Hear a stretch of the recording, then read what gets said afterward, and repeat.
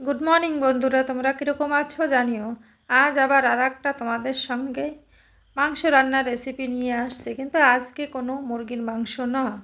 আজ নিয়ে আসছি একটু আমি হাঁসের মাংস, কিন্তু পুরোটা আগামাতা আমার ভিডিও করতে মনে নেই, কাটা সবগুলো দেখায়নি, তাই সিধা চলে আসলাম নিয়ে উনানের কাছে।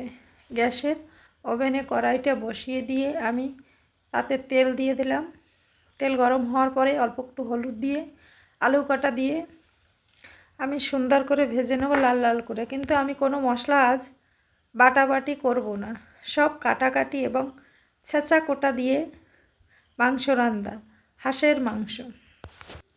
আলুগুলো ভেজে নিলে না মাংসতে দিলে পরে কাঁচা কাঁচা গন্ধ হয় না, কেননা আমরা তো মাংসটা ভেজেই রান্না করি। তাই হাঁসের মাংসতে আমি না অল্প একটু অন্য গন্ধ পাই।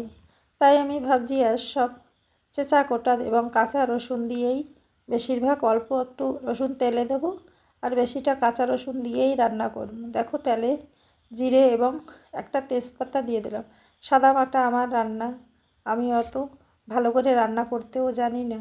দেখো দিয়ে দিলাম কাটাকুটি পেঁয়াজটা একটু ভাজা হতেই আমি নাড়া দিয়ে দেবো। এখন দেখো পেঁয়াজ রসুন সব আমার কোটা, কোনোটাই বাটা না।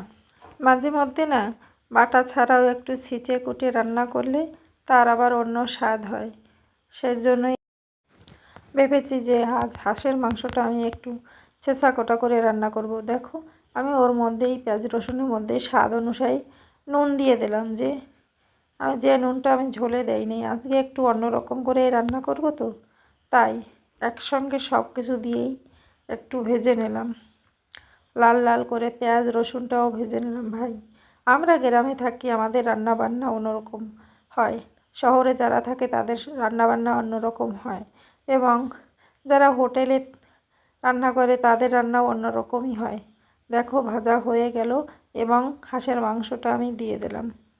হাঁসের মাংসটার আমি চামড়াগুলো আলাদা বেছে রেখেছি, যে চামড়াগুলো একটু তেল তেল ছিল, একটু পরে দেব তার জন্য। দিয়ে নাড়াচাড়া দিয়ে ঢেকে দিলাম। দেখো তারপরে একটু নাড়াচাড়া করে দিলাম, আবার একটু খুলে ভালো করে নাড়াচাড়া করে একটু না, হাঁসের মাংস কষা কষা না করলে ভালো লাগে না। এখন দিয়ে দিলাম চিকেন মশলা। হাঁসের মাংস তো একটু ভালো করেই কষাতে হয়, তার জন্য আমি চামড়াগুলো দিলাম না, যে তেলটা পুরো বেরিয়ে যাবে, একটু পরে দেব। আমি তো এরকম রান্না করি, কে কীরকম রান্না করি কমেন্ট করে জানাবে। এবং আমার রেসিপিটা যদি তোমাদেরও ভালো লাগে তোমরাও ট্রাই করতে পারো।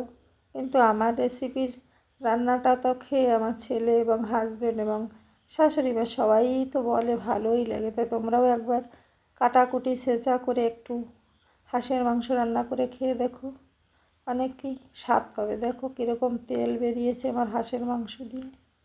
তাই আমার ছেলে আবার লঙ্কা ছাড়া একটু কষানো মাংস খাবে, তাই একটু বেছে বেছে নিয়ে আমি উঠিয়ে রাখছি 2-3 পিস। এরকম মাংস রান্না কার কার খেতে ইচ্ছে করে চলে আসবে আমার কাছে।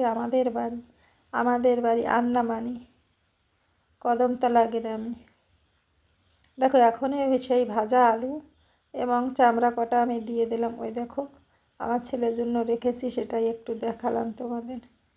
এখন আলু দিয়ে চামড়া এবং সব কিছু দিয়ে ভালো করে একটু নাড়িয়ে কষা কষা করে, কারণ চর্বিটা তো কাঁচাই রয়েছে, একটু কষানো না করলে তো ভালো লাগবে না, গন্ধ কবে। একে তো হাঁসের মাংসতে গন্ধ করে, তোমরাই বলবে তোমার কাছে তো গন্ধ করে, তারপরেও আবার কাঁচা চর্বি দিয়ে দিলাম। এখন একটু লঙ্কা পাউডার যেটুকু আমার লাগবে সেটুকুই হিসাব করেই দিলাম, যদি পরে লাগে দেখা যাবে। আমি দিয়ে দিলাম গরম জল দিলে মাংসটার টেস্ট আলাদা হয়, কাঁচা জল দিলে যেরকম টেস্ট হয়। দেখো কাঁচা রসুনও দিয়ে দিলাম, আমি কাঁচা রসুন দিয়ে রান্না করব বলেছি, তাই আমি তো এরকম রান্না করি। তোমাদের কীরকম রান্না রেসিপি একটু আমাকে জানাবে, যে তোমরা এরকম রান্না করো। দিয়ে দিলাম শুকনো খোলা জিরে আর গোলমরিচ দিয়ে গরম করে পাউডার। গরম মশলাটাও আমি গরম করে ছিঁচে কুটে নিয়েছি, এখন ওটা তোমাদের সঙ্গে দেখালাম। নামানোর আগে আগেই দিয়ে দেবো, এখনই দেবো না। আমাদের সঙ্গে শেয়ার করা তো হয়নি। হাঁসটার পেটের মধ্যে না ডিম ছিল, সেই ডিমটা আমি হলুদ নুন দিয়ে আলাদাভাবে সিদ্ধ করে রেখেছিলাম। কি বলি জানি না, সেই ডিমটা দিয়ে দিলাম এখন নামানোর আগে আগে। ও মাংসের সঙ্গে দিলে না গুলে যাবে, তাই আলাদা করে সিদ্ধ করে রেখেছিলাম। দেখো লাল লাল ঝোল হয়েছে আমার হাঁসের মাংস। এখন দিয়ে দিলাম সেই কুটিয়ে রাখা গরম মশলাটা। তরকারি তো প্রায় হয়ে গেছে, এখনই আমি নামিয়ে নেব।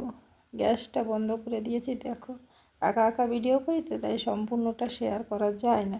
দেখো নামিয়ে নিলাম। এই যে আমার লাল হাঁসের মাংসর ঝোল। তোমাদের যদি ভালো লাগে লাইক করবে এবং কমেন্ট করে জানাবে। ধন্যবাদ।